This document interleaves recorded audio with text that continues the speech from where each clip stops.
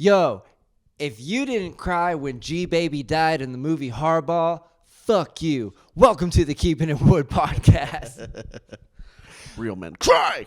I'm your host, JJ Wood. Thank you for tuning in. We got my man over here, Tanner Rahlf. What's up? What's up, man? Yeah, dude. Welcome. Thank you. Yeah, dude. Did you really cry when G Baby? I don't know that movie. You've never seen that movie? No, which movie was it? Hardball. Yeah, it's with Keanu Reeves. Yeah, I've heard of it. I haven't seen it though. He's got like a gambling addiction, Yeah. and then like he just coaches like this little league baseball team. In Oh the no hood. way! Heck yeah, Yeah. man. But like, yeah, this little kid G Baby, man, he was the hype man. He was dope. And then, I mean, spoiler alert for anyone who didn't see it, but he dies. Shoot, man. Mm-hmm.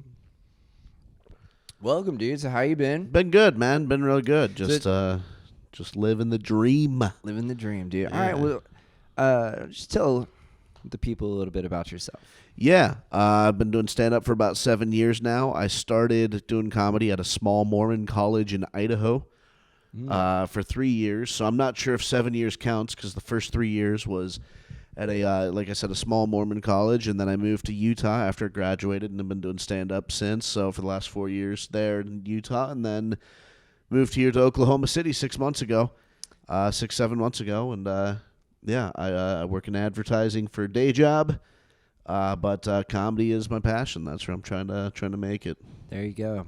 A Mormon comedian. Ex-Mormon. Ex-Mormon. Yeah. And I don't. I already shot myself in the foot a bit. There's part of me that doesn't want to be known as like the Mormon comedian, even though I know that like it's an easy way to set myself apart from everyone else here and like be different. And so like doing Mormon jokes here can be really effective because no one else here is really Mormon except for Leo Mendes used to be Mormon too. Whoa, what? Yeah. I don't think he's as open about it, but yeah. I thought he told me everything. Yeah. Dude. So, anyways, so it's this like I don't know where I want to be on this bridge or whatever. If I want to be known as a Mormon / ex-Mormon comic, right. Or if I don't, because it is helpful, and it, like I said, it does set me apart here. But technically, I'm ex. I don't believe in it anymore, and I don't practice or anything. You don't practice, so you don't go door to door? No, I used to though. Saturdays? I did. No, it wasn't just Saturdays, man. I was a full-time missionary at one point. Yeah, in Washington, north of Seattle, just knocking on doors, being like, "Hey, you want to talk about Jesus?" But here's the thing: I didn't. So when people would be like, "No," I'd be like, "Thank God, thank you." I didn't want to do that. I did not want to do this. Dude, it was terrifying, man. Just I don't know why knocking on people's doors to talk about Jesus. I was like, I can't do this, and it sucked, man. It was quite a ride. A missionary doing missionary, bro. Yeah, yeah. That's what. No, but I get it though. Like it. Well, like here. Like bringing the Mormon jokes, like there's not really that many Mormons here. There's not a big Mormon community, so it's like it's exotic to Oklahomans. Yeah, and so they're like, "Oh my God, this is so funny! Please tell us more of your culture." Whereas, like in Utah, where I came from, it's almost hacky. Yeah. Like if you do Mormon jokes, it better be something like original that no one else has really thought of, because you go to any open mic in Utah and you'll hear a million Mormon jokes about like, yeah, I used to be Mormon, not anymore. So right. I think that's why I kind of hate myself for doing it too, because where I came from, it's kind of a hacky thing to do, but it is, like you said, it's different here. It's unique. Damn, man, that's crazy. Yeah. So the Mormondom. Mormondom. Yeah, Mormondom. Mormonism. So you guys really did do like the whole weird underwear thing. Yeah. I had garments. That's what we called them. Yeah, the white underwear that were symbolic of the covenants we made with God when we came to Earth. What happens when you had like a skid mark in those? Is that like sacrilegious? No, I think it's just you bad shit laundry. on thy holy sheets. They're not that serious about it. It's just normal clothing. Shit happens even when you're Mormon. I mean, yeah, shit does happen. You learn how to wash the whites and make sure that those skid marks get out. No, that's not like sacred. Unless like you're intentionally doing it, then they might be like, what's with this? But yeah, it's not like we're walking around in our underwear around each other for people to see, So Oh, yeah. really the skid marks is between you and God. There's no like Mormon OnlyFans, Yeah, there might be actually. For all them very taboo. For the naughty ones, there probably is, but for the ones on Rumspringa. Oh wait, no, that's Amish, huh? Yeah, Yeah, that's Amish. So yeah, you guys don't have a Rumspringa, do you? No. We just have to sit there and wonder what life would be like. And every Mormon, is like, if I wasn't Mormon, I'd be such an alcoholic. Oh man, I left the church and I still don't drink. If I wasn't Mormon, I'd be such a slut. Yeah, so many people like that. So. No, it's not like you have people checking in on like your garments, and you can tell if a Mormon's wearing them because they have like a really weird neckline. It's kind of like a tank top undershirt, but like a thicker neckline. Right. If you know what to look for, you can see it really easily. Even in like the wild, if I'm out in like Las Vegas and I see a guy and like I can see that line, I can be like, I bet he's Mormon, and I'll go ask him, and I'll usually be right. That's what's up. So, yeah. So another thing that you do, which I find very interesting, is you make your own clothes. I do. Yeah, my degree at BYU, Idaho, where I went to college, was fashion design. Nice. So I learned to make my own clothes there, which was it was really fun. You came in to the comedy club like a couple weeks ago, and you were like, "Yeah, I just made these sweatpants like 30 minutes ago." Yeah, they're so comfy too. That was my first time working with neoprene, and so I'm gonna make a tracksuit for me and my girlfriend out of neoprene. Fuck yeah! And so I bought those ones to like see how they work. Yeah, super comfy. So you ever thought about like coming up with your own fashion line? I did come up with my own fashion line at one point. Yeah, in COVID. If it's not called Rahlf Lauren, you're fucking up, man. Yeah, I guess I screwed up. My brand was called Peace, Love, Dopamine. I mean, that's still pretty cool, but like... Yeah, Rahlf Lauren would be fun. Rahlf Lauren, bro. I'm a marketing genius, y'all. Hit me up. I need extra money for that. Yeah, COVID, I did come up with my own fashion design, like my fashion line. I made some hoodies. They were cowl neck hoodies, so they're a little bit different than a normal hood. I sent one sample that I made to China. They sent back 3 samples. And then they're like, okay, you can... we'll make these for like, I think the minimum was $2,500 to make like, I think it would have made 50 or I can't remember how many it would have made. It was a decent amount. Like it was a pretty good deal. Yeah. That's a lot. Yeah, I think if I ordered at the maximum, it would have ended up being like $25 a hoodie or $20 a hoodie. So I would have been able to sell them at like $80.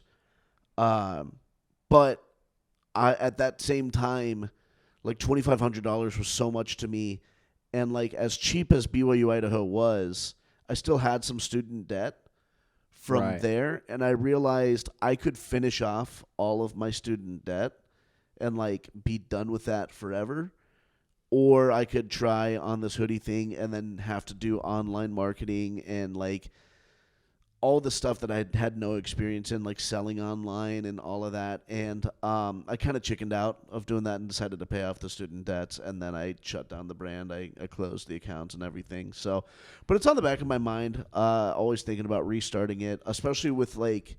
Maybe rebranding it into Rahlf Lauren. Yeah. So especially I'll with, be like, a model, dude. these... I can't be a Rahlf Lauren model. Yeah. But I could be a Rahlf Lauren model, dude. Well, see, I've always been making clothes for myself, but now that I've been doing a lot of these one-offs that people like, I might just start making, singular items and just selling them one at a time, more sized for regular people like yourself instead of fatties like myself. So, hey man, so fatty keep with an a eye out. PH, It could be coming in the future. Fuck yeah, man. Yeah. I love that. What other questions did I have for you, man? Like, I fucked up and deleted them, and I can't get on it. And bring up the Facebook. Bam. You send them to me on Facebook. Oh yeah. Oh, I just can't connect to the internet. Well, that'll do it. Oh, that's why you can't get to the recently deleted, probably. Yeah. It'd be that way. Yeah. So what? You've been doing comedy 7 years now. 7 years. Fuck yeah. And what is the biggest thing you've learned so far? I think I've learned several things over time. I think the biggest thing I learned was actually not through comedy, but from acting in movies and commercials and whatnot, is to just take a breath before you start. Mm-hmm.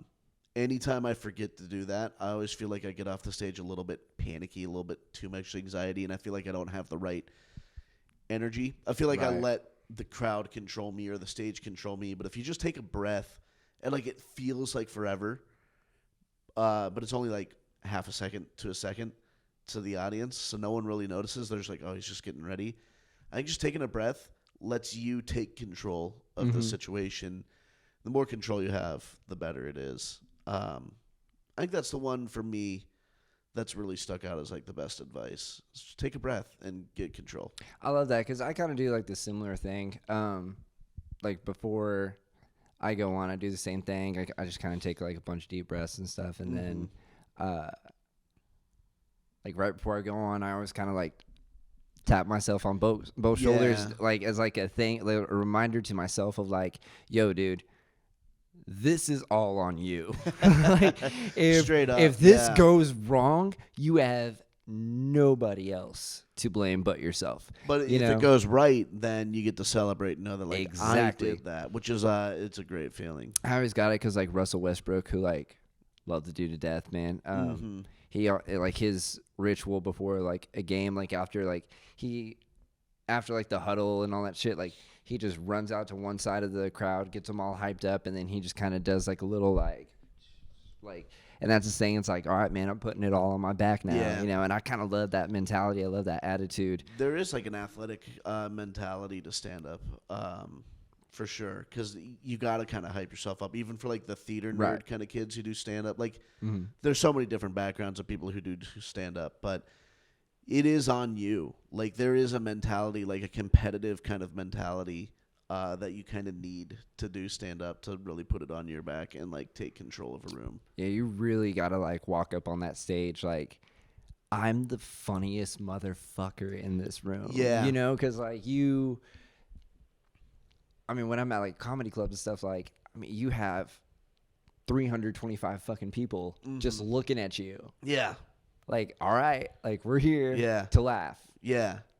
Now make us laugh. And then sometimes it just doesn't go that way. Sometimes the crowd wins. Yeah. I hate to say that sometimes you can't blame the crowd. Yeah. But if you've been doing this long enough, you realize sometimes some crowds suck. I think it's true, but I never want to be the one to say it. Right. Because I think once I blame the crowd, I stop looking for reasons to improve myself, and I stop looking blaming the crowd for me is just I don't want to admit where I fucked up. Right. And I think yes, the crowd does have a huge effect, but ultimately there's always big or small something to work on with yourself. Oh, 100%. And so when I blame the crowd, it's me being in a bad mood and not wanting to take responsibility for myself. So, oh yeah. Yeah. That's how it is for me. Yeah. Yeah, man. It's I love it though, man. I love it. It's such a good feeling when it goes right. Mm-hmm. When people just start cracking up laughing at something that you're I just thought of this one day. Yeah. I don't know, man. It's a good feeling, dude. Yeah. I love that shit because when someone comes up to you after the show and they're I spit out my drink, and you're yeah. Oh fuck yeah, man. Dude, I had a show last month, and in the middle of one of my jokes, I said something, and this lady was she had a wrap. She was eating a wrap and just almost started choking on it, and you're literally killing. And she's that right night. in the front. Yeah. And I stopped and I looked, and I was don't acknowledge it. I was I'm only gonna acknowledge it if she really starts choking. Yeah. But I was hosting, so I didn't really want to do much crowd work in it, Save that room for room for the headliner, because there was that's when I was opening up for Josh Blue. Oh, okay. And it was funny. I did this this one joke. I think you know it, like my Casey Anthony joke. Oh yeah. And some lady was just not having it. Yeah. Like she was like, nope, nope. And I was just like, I'm just gonna leave it be. So afterwards, I go backstage and I'm talking to him. I'm like, yeah, dude, it was like some lady didn't like that joke. He goes, well, did you address it? And I was like, nah. He goes, good. Let me handle that bitch. I was like, I used to do a joke a long time ago about how much I hate the Great British Bake Off and like how British people just don't seem threatening to me. And then after the show, this British lady came up and she was like, you need to watch your mouth about what you're saying about the British people. And I've never felt least threatened in my life. I was like, I don't give a shit. I'm going to fucking keep ripping on your country. yeah, dude. USA #1, baby. Number one. That's right. Fucking 2 times in a row. Fucking 1776 and 1812. All the British people listening to this podcast are now tuning out. Yeah, that's right. We're just kidding. British Please, people are cool. We love you. We made up in World War II. We've been friends ever since. Yeah.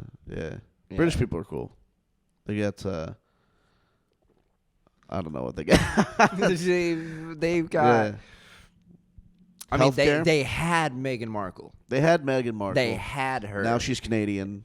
Oh, yeah. She's like, nope. Is that where they are now? They're in Canada, right? I think so. Yeah. I just started watching that show, Suits. Oh, she's in that show. Yeah. Yeah. I didn't realize that because I was like, why does this lady look so familiar? Mm-hmm. And then, like, it took me to about mid-second season that I was like, oh, wait. Yeah. She married into royalty, dog. Dang, yeah. She was I wonder how TV actor to royalty, man. That's a jump. I really wonder what the Kardashians think of Meghan Markle. Oh. Because, the Kardashians are trying to get into the White House. Oh, yeah. Or some sort of castle, bro. It's going to happen. I do think it's funny, the idea of the Kardashians looking at Meghan Markle marrying into royalty, and they're just like, fucking whore. You fucking whore. They, fucked, half the Lakers bench. Yeah, all for their own clout and stuff, too. Oh, yeah. Yeah. I don't know, man. I will say, when Kim Kardashian was dating Pete Davidson, mm-hmm. bro. That was pretty funny. Dude, I was like, funny boys up, baby. Yeah, that was pretty great. Well, yeah, Pete Davidson has been the hope for all comics. Bro, he did the most for tall, skinny white guys with tattoos. Yeah. Who are funny. Yeah. He decreased the hate that women had for white dudes by 43%. Yeah. There's so many people who are like, I would never date a white man. I would never date a white man. And it's always the white girls that say this shit too, right? Yeah. And all of a sudden, when that happened, my DM saw a slight increase. Yeah. And I was like, oh shit, go Pete. Yeah. It was him and then Machine Gun Kelly and Travis Barker, dude. They're like, you know what? Travis Barker, I keep forgetting he's dating one of the Kardashians. No, he's dating. Is he dating? I think he's married and having kids with one of them. Is it a Kardashian? Or I thought it was someone else. That was Khloe. Or not Khloe. Who's the other one? Kourtney. Was it? I don't even think it was a Kardashian at all. Oh wait, did I connect to the internet finally? Gang, baby, let's go. Oh, Google race. Travis Barker wife. Yeah. Hold up. Kourtney Kardashian. Booyah. Oh, man. All right. He did, to your credit, have 2 other wives before her. Shanna Moakler, no idea who she is. And Melissa Kennedy, no idea who she is either. But, yeah, he is married to Kourtney Kardashian. So, and yeah, I'm pretty sure he has a kid with her. You know at least one. I love that for them. So, because I remember there's a picture of Travis drumming with when Blink-182 got back, and started doing their first shows back together, and they went out to the crowd and Kourtney held up. I'm pregnant. Yeah. Travis, I'm pregnant. Yeah. Yeah. So, I love Blink-182 back together, man. That's a... it's really funny. This is where controversy starts, dude. What's your beef, bro? What's the beef? I like them back together. I do like them back together. It is just there's funny that coming. when you're a pop punk band like that and you come back and you're playing all these songs that were like meaningful to you in your 20s? 'Cause it's kind of fun, like when you sing it along, you're like, man, I can't believe I believed all that stuff when I was younger. But like, see, it makes you curious what the new songs are going to be like, and they're a lot more mature, but they still have that pop punky kind of undertone to it. So it's new. I think there's no like, but it's interesting because it's new to see like their new song. What was it? Where they talk about like, what's important to you when you're 50 years old. They're 50 now. They're 40 and 50. It's interesting. It's weird, like, because I used to be a songwriter as well, and I used to play music and stuff, so I kind of get the whole idea of, like, yo, like, every album, like, this is a different, like, chapter in my life. Like, for instance, like, Ed Sheeran, dude, love Ed Sheeran. Yeah. And then, like, his last 2 albums just haven't really had, like, any, like, radio bangers, but I'm like, I could see, like, where he's at, like, in his life. Yeah. He's, like, married, he has a kid, he's happy. Like, he still lives in his hometown that's, like, super small. Yeah. Him and his wife they just chill. Love that for him. Just chilling in and everyone's like, this album sucks. I'm like, this album is because it doesn't relate to you. Yeah. Yeah. Well, and that, like, you always want to listen and consume stuff that you relate to. I think that's what's important about comedy. As well. That's one thing that's important about comedy. Because there was a time where I felt like I was doing good on stage. Yeah.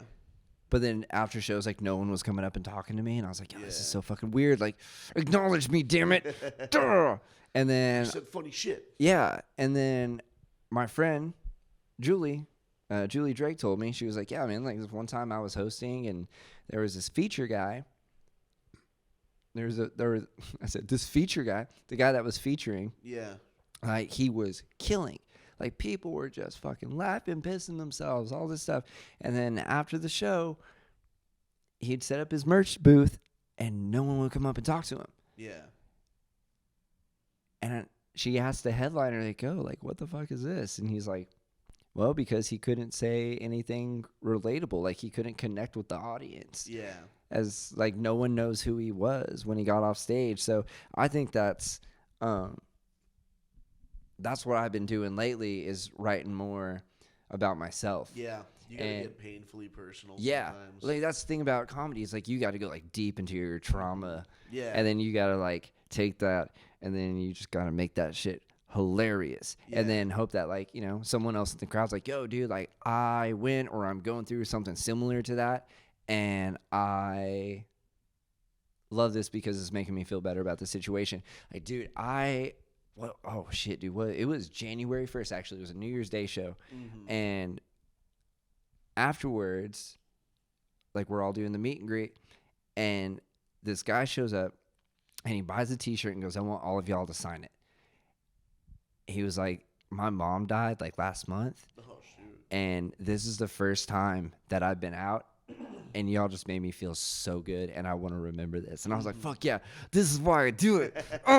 Like, yeah, and, like, going back on, like, how we started this podcast about, like, how I'm not sure if I want to be baby. how I'm not sure if I want to be known as, like, the Mormon comic or right. not. Here in Oklahoma City, it's been really fun, and, like, the other festivals and, like, other states where I've done comedy outside of Utah, it's been fun to do Mormon jokes, because then, like, every now and then after a show, some Mormon will, like, ex-Mormon will come up and be like, dude, I left the church too. And, like, there is camaraderie with that. Or, like, I went to BYU too. It was so messed up. My brother in abandonment of fucking leaving the church, dude. Like, I did a show here at Bricktown, and an ex-BYU football player came up and talked to me after the show. And it's really fun, when you're personal like that, and, like, share, like, what's true to you. Yeah, it just makes you much more relatable with the audience. And, like, I think that's another thing for, like, young comedians and, like, I say this as if I've made it. I haven't. But that's what I'm working on, too, is, like, stay true to yourself, and you'll find your audience. Like, there's general audiences, you know what I mean? Like, you can do well with general audiences, but, like, comedians, usually, like, Ari Shaffir is performing right behind us right now, right? Yeah. There's a certain kind of people who are going to see his show right now. Oh, yeah. And that's because Ari stayed true to himself and found his audience. And I think that's what you have to do as a comedian too, is just like be honest with yourself and like just keep working on your craft and yourself. The audience will follow. And like, you'll find your people through that. But if you're trying to pander to the audience, it's obvious. You can kind of tell when comedians are disingenuous and trying to pander or play to what they think the audience will like. Right. You got to make the audience come to you.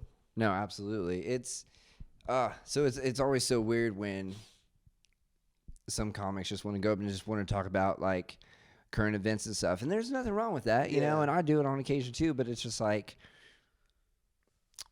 I don't know anything about you. Yeah. When you walk off stage, like, I know nothing. Like, everyone knows about Ari Shaffir when he walks off. Yeah. Right? Like, everyone looks at, like, Bert Kreischer and goes, okay, cool. Like, we know who that guy is. Like, he's this 40-year-old dude, loves to party and loving life, you know what I mean? But his life is a shit show. Like, that's who he is, you know? And he's, like, Bert's audience is more of, like, the...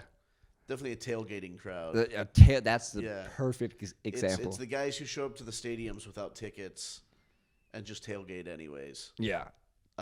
You know he'll be out there. Dude, you know what's funny is I've never gotten to see Bert Kreischer. And this sucks. So, like, the first time he came here, he was at the comedy club. Yeah.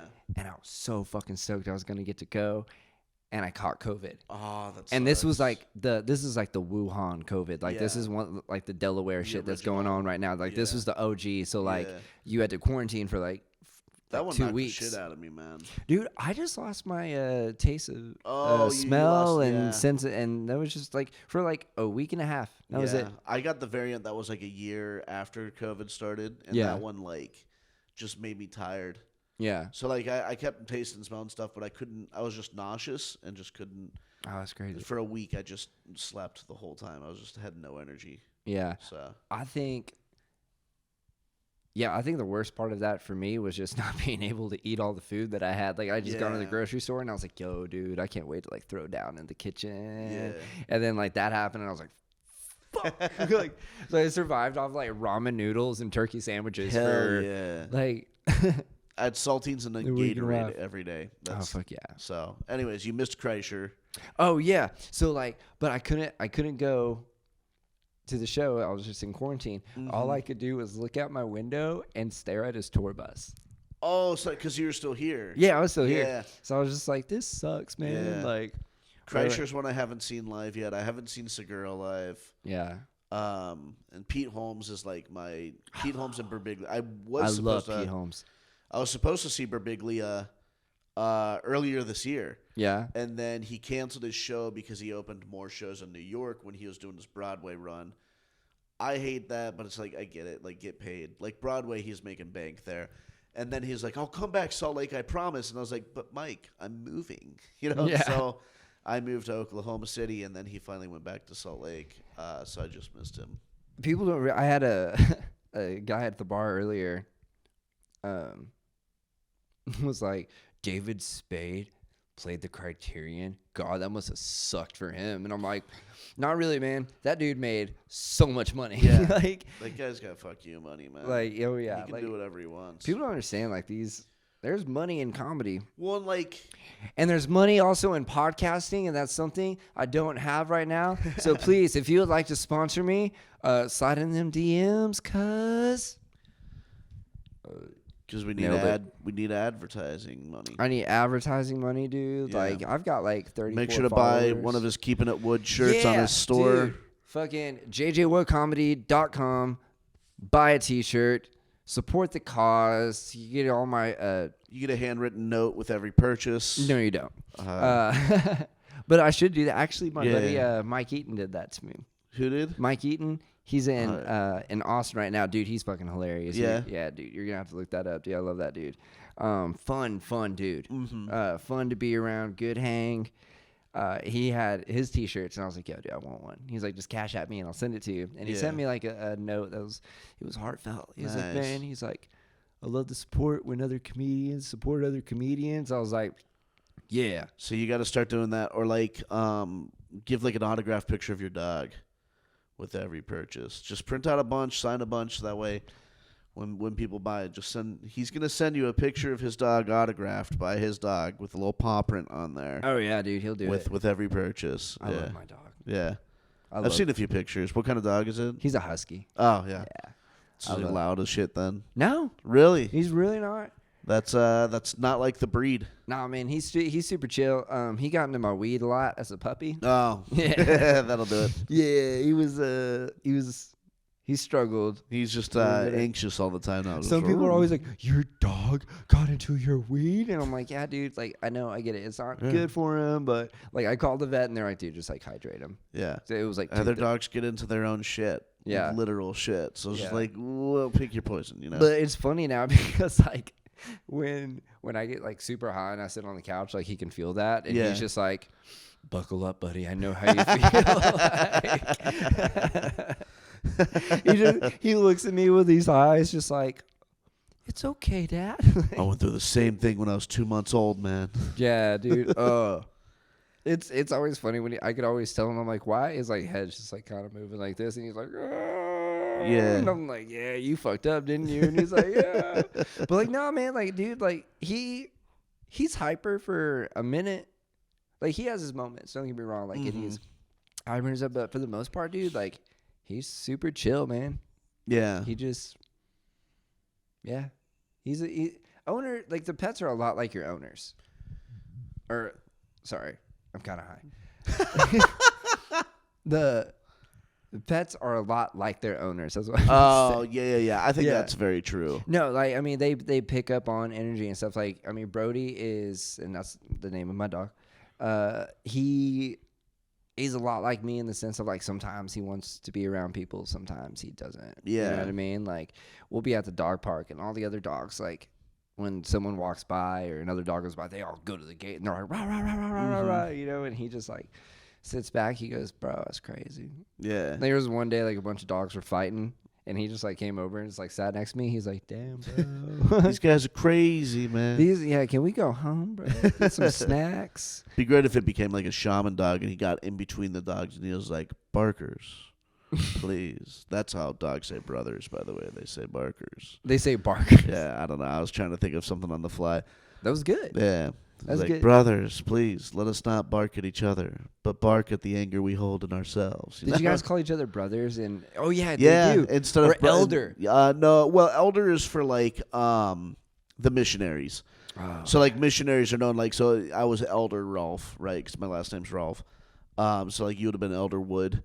Yeah, Mormons, I'm coming to join your religion just for that reason. For Elder Wood. Elder Wood, what's good, y'all? I want to talk about Jesus and what's that shit called? Soaking. Yeah. But in lieu of like Mr. and Mrs., we'd say brother and sister. So like like, you know, when I was a kid, like, you know, it'd be like Brother Johnson, Sister Smith, stuff like that. Yeah. So instead of Mr. Johnson and Mrs. Smith. Yeah, your family still practices, right? Yeah, deep, man. My family's like way into it. What are they gonna think about like you being on this podcast? I've done worse ones. Sick. And they probably won't listen. That's the truth of it. Well, you know what? I hope that's not true because the Keeping It Wood podcast is for everybody. Yeah, with the rainbow, everybody, and the star at the end. Ow, fuck. We'll send that to the editor. Make sure to get graphics right there. Everybody. Yeah, I'll work on that. Yeah. I've got a whole day to do this. No, my parents don't really listen to the podcast and stuff I'm on. How do they feel about you doing comedy? They're cool with it. They're very supportive. Yeah. Too, like, stupidly supportive in a way. Like, you know, like, they love clean comedians. I introduced my dad to Nate Bargatze recently. Yeah. And he loves him. He's, like, he's watched all of Nate Bargatze's stuff lately. And he loves Gaffigan and Brian Regan and all of them. So, like, they'll come to my shows sometimes. Like, when I was back in Utah, they'd come. If it was, like, a bigger show, they'd come. But then they'd only watch me and, like, leave. And so a few years ago, I know. Fucking rude. I hate it when people do that shit. I know. What time are you going on? Support the show, Candace. Support the damn show. Anyways, a few years ago, I got to open for Kellen Erskine, who is a clean comedian. He's also a Mormon comedian who did Dry Bar Special. Oh, cool. He was on New Faces, Just for Laughs New Faces show. Sick. He's a brilliant comedian, really funny. And so I got to open for him. It was a big deal. And I was really excited to invite my parents because I wanted them to see not just me, but also see like a professional who is better than me, and like so they can see like what I'm trying to do. Right. And like what the professional version of what I'm trying to do would look like. And it was a clean comedian. So it was one that I wasn't like embarrassed, or not, I shouldn't say embarrassed, one that I felt comfortable inviting them to. Right. Because they get uncomfortable even with swearing. Like, we tried watching The Queen's Gambit with my dad, and my dad turned it off after the first minute after the second F word. So that's my dad. This is the devil's film. Yeah. The devil's work. It's not even like he called it the devil. He's just like, ooh, that just makes me, I just don't like that, you know?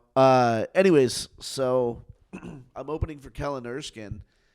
And so I do my set. My set goes really well. And then I, go back to the green room and listen to Kellen perform, and Kellen did great. And then after the show, I'm looking for my parents, and they're gone. And I check my phone, and my parents are like, hey, great set, bud. We had to take off. They didn't even stay for the whole show. And I was like, this is your chance to see, like, an actual professional do this in a clean one Right. I knew you would like. And they left after that because they don't care that much about comedy. They just care about their kid. Dude, I had a show a couple months ago, and my friend's parents were there. Mm-hmm. And they're sitting like kind of in the front, and it's like an outdoor venue. Yeah. Which, that like outdoor shows are so hard with comedy. Yeah. But I started off and like I'm not super dirty. Yeah. Like I'm only dirty if I'm opening up for like a Mormon comedian. Does that mean like, you know what I mean? Like, I don't go hard in the paint. I don't really say anything like too controversial. Right. Like, but still he was sitting right in the front, and he just kept talking, and I'm like, damn, bro. Like, I really cannot get you. So I started making fun of him a little bit. Yeah. And my friend was just like, she just kind of looked at me like, dude, like, he's like, oh, all those comedians were dirty. And I was like, oh, damn, that sucks. Clean audiences are, they're hard to work with, man. Oh, man. I hosted a clean mic in Utah, and it's the most tense of any shows I do. Hosting clean shows just makes me feel so tense because it is so little. It is so subtle. The things a comedian can do to throw off a clean show. Oh, man. And piss off an audience. And so, like, especially at an open mic where, like, you don't know the comedians coming in. You know most of them, but, like, you still get new ones here and there. Right. And you're just like, oh, don't ruin this, man. Because, like, I get that, like, comedians want to just do their own material. And that's fine. I wholly support that. But, like, when it's advertised as a clean show to the audience, comedians need to respect that. And, like, and I know comedians who won't do that open mic because they don't have clean material and they don't want to do clean material. And that's fine. But, like, you got to respect that, man. And comedians have so much power to ruin open mics and clean shows like that. And so, yeah, I came under threat and did shut down a few times just because a comedian, all it takes is one comedian to say one wrong thing. Oh, yeah. Nope, that's happened. It's so tense to host those. No, 100%, man. Like, even like next week, I'm doing a show. Like, you're on that show as well, actually. Yeah. And they were like, yeah, this is like an LGBT bar, but we want it to be for everybody. So she's like, can you book some LGBT comedians? And what was funny was like when she hit me up, she goes, we want a bunch of LGBT comedians and you. And I was like, oh, this is wild. I was like, I'm with it, you know? But even then they're like, they don't all have to be in the community, but like kind of help out a bit. And I was like, yeah, for sure. So, and I had to really had to think about it because there's so many comedians. And I'm like, yo, you're good. Mm-hmm. But a couple of these jokes I know are not going to go well. Yeah. And I'm just going to not have to book you on that. I mean, yeah. And like What a lot of comedians don't understand, man, it's like it's our job to make people laugh. Yeah. Not to gross them out or piss them off, dude. Like there's some comics that'll do that, dude, and it's just like, dude, will you fucking stop? Yeah. Like, it's a weird game because, like, absolutely free speech, sure. 100%. But it's like, but you can't be upset when audiences don't like you for it. Read the room. And then you can't be upset when you're not getting booked on shows where money is involved and, like, we're trying to present a show to an audience. Because I've been in a similar situation where it's just like, this is the show that I'm putting on and I'm responsible for this. And, like, I love you as a person, but I can't invite you on here because I know the jokes you'll do and it's going to ruin the show. Oh, 100%. Like, and especially when you're putting on shows, what I've learned doing it is, like, you got to separate your friends from business. I love you so much, dude.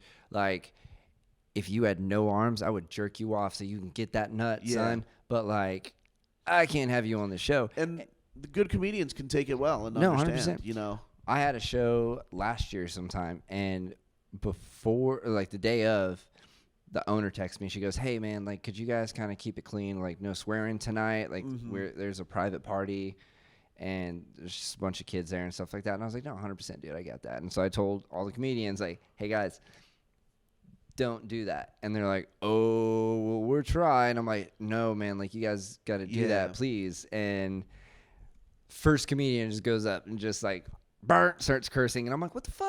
Yeah, it ended up being fine. Like, no one was really paying attention anyway. Yeah. Like, still, it was, like, stressing me out because I was like, fuck, guys. Like, well, and, like, I know I've been guilty of it too. Like, it's just so easy to just get relaxed into swearing too, as filler words. One thing I'm really grateful for by starting comedy at a Mormon college is, like, if I went dirty or if I swore, if I said one fuck word on stage, I'm not just off the show. I'm off for the rest of the semester.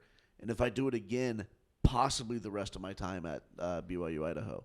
So, like, that's the pressure of staying clean. Right. There is, like, not only are you threatening yourself, but you're also threatening the group. You can ruin it for other people, too. Right.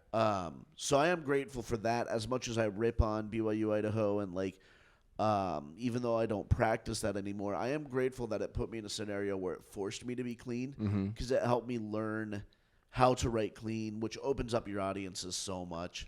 And it opens up opportunities for you to get more bookings. Yeah. So, like, I remember I did this festival in Portland, Maine last year, and we did it at, like, this hot dog restaurant is where one of my shows was at. And there's kids in the audience, and so many of the comedians are like, "Kids, how do we perform in front of kids?" And I was like, "What? This isn't the early show?" You know, like, Utah is just like, that's the early show, man. Right. That's the families. And so for me, I didn't have to worry about it because I knew how to do clean. Yeah. Whereas other comedians, like, I don't know what to do. You walked out on stage like, "Let me talk about the Bubble Guppy." Yeah. Let me talk Paw about Patrol, man. Paw Patrol. Let's go, dog. To be fair, those comedians weren't prepped for it. Yeah. So it's, you know, it was just kind of thrown on them. But I am glad to be able to work clean if I need to. No, absolutely. Because it really does open up so many opportunities. 100%. Yeah. Well, especially at an MC level, like, you set the tone of the show. Yeah. So, like, if you go up on stage and you piss the audience off, well, fuck, dude, now the feature's pissed off because the feature's got to work a little bit harder. Yeah. You know what I mean? And they like, got to work with that energy. Yeah, and it's weird to, like, kind of. So a lot of the times before shows, I like to just kind of, like, read the room. You know what I mean? Like, I'll have a set, like generally in mind, but, like, I'll sit back and just kind of read the room, be like, maybe I should cut this one out, you know, because I don't think these people are gonna like that, whatever. And so the first show I did with Josh Blue, it was a Thursday show, and I was like, fuck, dude, it's an America's Got Talent crowd, like, they're all old, like, and they're just there chilling. I was like, fuck. So I went back there, I was like, I might have to switch up my set a bit. And he's like, man, my crowds are cool, dude. Like, they think just because I was on these shows that I'm a clean comic. He goes, I'm not. He's like, you know, just go there and do your thing. And I was like, okay, bet. And, dude, all the jokes that I thought were not going to go well, these old people were eating it up, dude. They loved it. I was like, oh, fuck yeah. I was like, this is going to be a good weekend. Dude, I did a show for a retirement home. And I was amazed at the jokes that went well for that one. The amount of herpes that's in a nursing home, bro. You don't want to think about it. I didn't want to think about it. You know what's funny, though, is you know the local comedian here, Dennis, who does the Granny Freak jokes. Oh, yeah. He was there as an audience member, and I was like, Dennis, in your territory. Is that where he lives? I don't know. He didn't live there. He was just like, he knew there was a that's just his show. hangout. Yeah, he was legit just. Yo, that's where Dennis go and get that pussy, bro. Exactly. Yo! I saw him. Old people go to the nursing Dennis homes. On the prowl, man. Bro, like, where do you go when you're old, man, and you still, like, can slang that thing? Yeah. Nursing homes. Dude, when Viagra was invented and released into market, the number of STDs in retirement homes skyrocketed. Did you know that? That's a true fact. Oh, man. Damn. That's why, like, it skyrocketed, and so all of a sudden they had to, like, go and do sex education to old people about, like, condoms and stuff because all of a sudden the guys' dicks could work again, and they're like, let's get this back on, you know? And, STDs went rampant in I'm going to break your spine while I break my hip. Yeah. Oh, man, what a way to go, though. You know, breaking backs, breaking hips, baby. Let's go. Yeah. Oh. I was like, ah. All right, man. I think I have one more. Yeah. One more question, and then I want to get into my favorite part of this show. Yeah, we'll touch on this real quick. The use of social media and marketing yourself. I'm so bad at it. But, like, it's ironic because I work in advertising, so I know how necessary it is. Yeah. Like, for a living, I write Instagram captions and, like... How many times have you used, like, Drake lyrics? I don't do that because, like, one of the clients is, like, a hospital. So, like, it's just out of their brand. So you can't put, like, 21, could you do something for me? No, it's more you just can't do that on the hospital thing? Not this hospital. Like, some would probably be cool with it. Like, that's the thing. Is like, it just depends on brand voice and, like, what they'll let you do and how they want themselves represented. And that's the big part about social media is, like, I would say for people doing social media, understand that you're creating a character that you're putting into the world for people to follow. Now that character is you, but it's still a part of you. So, like, it's still, like, we all pick and choose what parts of ourselves to put on social media. So just know that is a character, and just try to stick to that character standards and brands. Like, girls only post when they feel like a bad bitch. Yeah, you know what I mean? Like, exactly. I get that. But yeah, so, like, I do social media for other brands. In their voice all the time, and, like, the key is just staying consistent too. Like, I think a lot of people worry about numbers, which is a thing. Like, you do want to try to play to content audiences, and, like, with TikTok, you got to do the trends. As much as I hate them, no, 100%, you have to do it. But, like, I think the most useful thing is Bert Kreischer talks about this all the time, about, like, you just want to keep putting content out there. And then one day you'll go viral, and then you'll have a backlog of things for people to watch. And so, like, as long as you're just putting stuff out there, quality too, though. Like, don't just put any shit out there. Don't put no dumb shit. Yeah. Don't put no dumb shit up on the internet. Like, put quality out there and just keep putting stuff out there. Eventually it'll catch up with you, and, like, just, yeah. It's a grind, though, and I'm so bad at it. No, I got to say that, like, Matt Rahlf and Andrew Schultz both changed the game. Yeah. When it came to posting up the clips every week. Yeah, Stavros Halkias as well. Yeah, man. I mean, like, look what happened. Like, Andrew Schultz, dude, who's, like, one of my favorite comedians. Yeah. He started doing that. Like, and he modeled it after the artist Russ. Russ put out a new song every week on SoundCloud for free, and Andrew's like, I'm just going to put out comedy clips and crowd work clips. Yeah. And it skyrocketed him to the point that now he's selling out Madison Square Garden, which, I don't know, did you see that video he posted? Oh, yeah, I think you posted Bro, it. I about cried when I watched that, because that's such a good feeling. Yeah. You know what I mean? Just be like, I'm going to do that one day. And then you you finally do Madison it. Square Garden, man. And then your parents are still here to see that, man. That's fucking dope. I love that. Yeah. Yeah, and it's just like I think I hold myself back because I care a lot about quality. Yeah. And so like I don't want to put open mic jokes of myself up there. I record my own open mics for me to listen to. Right. But like I never really post any online. But I think that's holding me back. I think that's a me problem. Of like I don't think it's good enough. And because I don't put it out. But if I don't put it out, then I don't get better. Right. You know, and all that. So I don't know where the line is, but I definitely think I'm holding myself back more than I should be. I was talking to Justin Smith the other night, and he tours with Nate Bargatze and stuff like that. Yeah. And I was, he's hilarious. Yeah, he's so great, so great. Justin or Nate? Justin, both of them. Yeah, both of them are great. I saw Justin when he opened for Nate. This was sometime last year. Yeah. It was Nate's most recent special. He was touring that one. Right. But yeah, Justin opened for him. It was well, yeah, hilarious. Justin and I were talking about, because I told him, I was like, man, I'm just like trying to like get my follower numbers up. You know what I mean? Trying to push that. He's like, yeah. He's like, that's cool. He's like, I'm still trying to do the same thing, you know, but the main focus is that. And then he just pointed at the stage. It's like, just keep working on that. Like, get better at that. When you get better at that, everything comes along. And you're talking about afraid of putting out, like, material and stuff like that. Neil Rubenstein was telling me, he's like, man, he's like, it's, yeah, like, you post a clip of one of your jokes, it gets 5,000 views. Mm-hmm. That's 5,000 views. Yeah. There's billions of people in the world. You know what I mean? He's like, do it, just fucking get it out there and stuff. But then at the same time, like, what are you not writing anymore? Yeah. You know what I mean? Like, sometimes I'll put jokes out there. I'm like, all right, well, that was a topical joke.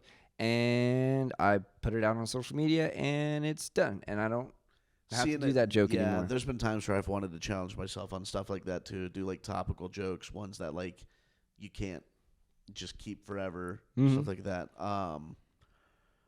Yeah, you know what? You put it into perspective, though. Like, that's 5,000 people. Because, like, if you think about, like, the number of people putting that into a theater, I would be stoked to do a show for 5,000 people. Oh, 100%. I get stoked for a show of 50 people, man. So, like, yeah, you're right. Just putting anything out there, like, big or small, that's, like, picturing those views in a theater or in a crowd would be incredible. I would love that many people to see my jokes. I love that. So it's a good feeling, man. I think the most I've done is 325 right now, and 325 views or no 1,000? People. Oh yeah. Okay, I like, see what you're saying now. Yeah. Oh man, and it's such a good fucking feeling. Yeah. Like getting all those people like laughing at you. Oh fuck. I did. Yeah. That shit make my wiener wiggle, bro. Shit making my wiener wiggle, bro. I want to before you head out, I want to the new segment that I'm doing on the show is at the end. Now I feel bad because I didn't bring anything. It's okay, dick. I was like, bring a snack, dude. Bring your favorite snack. And he's like, oh, I didn't have time. I was too busy hitting mics, getting better at comedy, bro. Like, I'll bring it. I'll bring it to you the next time I see you. I'll bring something to you. But this is my favorite. Snacks are a pretty essential part of my life, and I found this yesterday at a Casey's gas station. It's a fucking megalodon of a zebra cake, man. Dude. It's 2 zebra in one. So man. I wanted to share this with you. Dude, zebra cakes are dope, though. Fucking zebra cakes are some of the best. One of the best cakes out there for sure, especially as like the snacky ones. Is that Lil Deb? Oh yeah. Lil Deb, man. She did great works. Little Debbie, big accomplishments. Bless her. Yo, Lil Deb, you single? I'm trying to smash. Oh, I was gonna. Yeah. My bad. Just fucking up, man. It's all right. So the first episode of Keeping It Wood podcast is back, man. You know. We're back. And it's we're learning. We're figuring out the rough patches. Like toasting before we eat, and I got a little piece of my strip. Dude, just live life, baby. That's how it goes. Mm-hmm. This is how I got this way, by the way. It's just Dude, I love snacks, bro. Zebra cakes. Ever since I quit drinking, dude, just snacks are just more of my thing. I'm dating a baker right now, man. Yeah.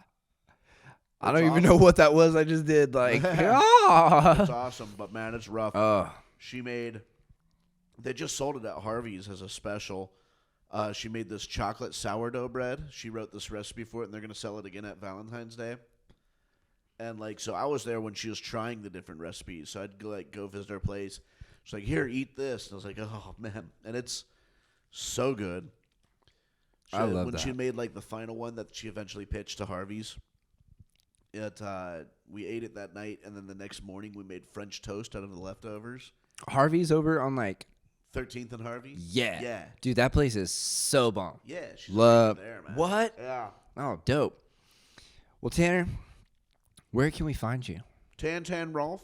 TanTanRahlf. Tan Rahlf, baby. All social medias. Also, Tan Rahlf Comedy on YouTube. Check out my new short, Bee. It's a short film about a bee and a flower getting a domestic argument because the bee keeps going to the craft store, which is a strip club in this world. I'm very proud of it. I should be putting out some other shorts pretty soon, too, writing those. But, yeah, all socials, Tan Rahlf, and then TannerKRahlf.com if you want to inquire about any professional freelancing for marketing. I'm always open for copy. He makes clothes better than Fashion Nova. That's Hit right. him up, you hussies. That's right. I love it. And once again, man, you can find me at jjwoodcomedy.com. You can buy a t-shirt there, see all my upcoming show dates, all that stuff. You can also find me at jjwoodcomedy on all social media platforms. This is the Keeping It Wood podcast. We back, baby. We're back. We back. We'll see you next time. Peace. Peace.